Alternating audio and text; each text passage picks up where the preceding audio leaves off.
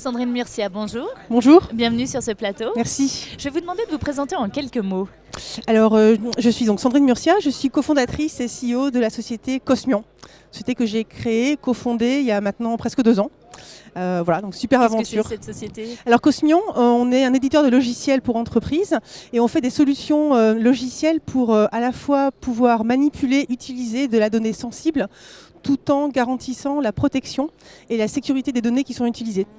Et pour faire ça, on utilise en fait des technologies de chiffrement, donc de la cryptographie très avancée, qui sont assez révolutionnaires parce que maintenant, on peut faire de l'analyse de la donnée sans avoir accès à la donnée sous-jacente en clair. Ah, vous pouvez analyser sans avoir accès. Alors on peut faire du calcul collaboratif à plusieurs entités dans une même entreprise ou entre entreprises différentes, voire même entreprises concurrentes. On a de très bonnes raisons de vouloir travailler ensemble et de vouloir mettre nos données sur la table et de faire de l'analyse, du calcul, etc.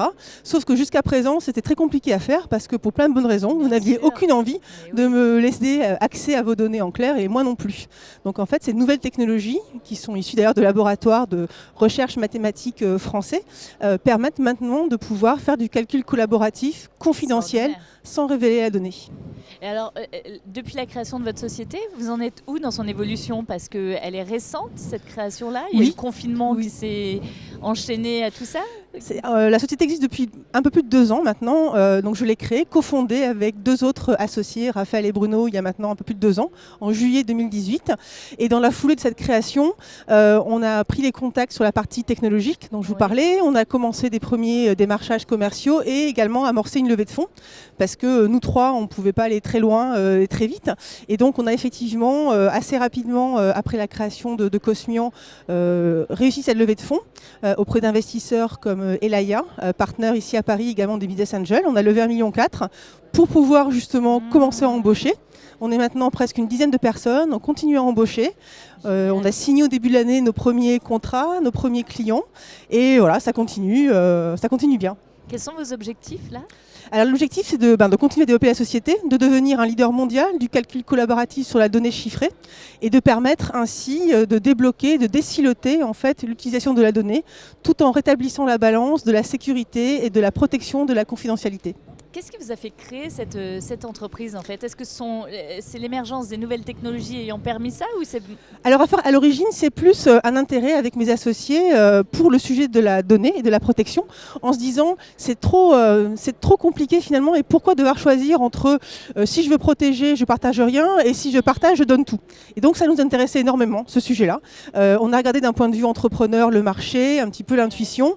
On a eu aussi l'intuition qu'il fallait une technologie très très forte pour pouvoir le faire. Et c'est là qu'on s'est en fait penché sur ces technologies de chiffrement, de cryptographie, et qu'on est allé chercher en fait dans les laboratoires d'excellence française les technologies qu'on utilise maintenant. Vous étiez ingénieur ? Ingénieur, mais pas du tout mathématicienne. Donc je tiens à le dire que la deep tech et la haute technologie, c'est pas réservé à des experts du sujet. Ma démarche est une démarche entrepreneuriale et on a su tous ensemble s'entourer dans la société des experts qui nous permettent d'intégrer ces technologies. Oui, c'est vrai que c'est très important comme message. On peut ne pas être expert d'un domaine et en fait venir à le comprendre, Absolument, on peut s'entourer de gens qui vous l'expliquent. Absolument, ça c'est pas un obstacle. C'est quoi votre message aujourd'hui sur cette 6e édition de BIC dans ce contexte si particulier pour l'entrepreneuriat notamment ?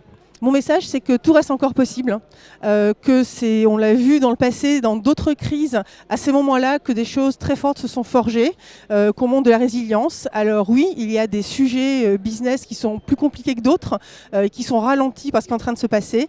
Maintenant, tout le monde est ingénieux, tout le monde est agile, et donc il faut effectivement savoir prendre ces moments difficiles pour des opportunités. Il y a également beaucoup à faire avec ce qui est en train de se passer, et donc je souhaite à tous les entrepreneurs du rebond et de l'agilité. Merci beaucoup Sandrine. Merci à vous.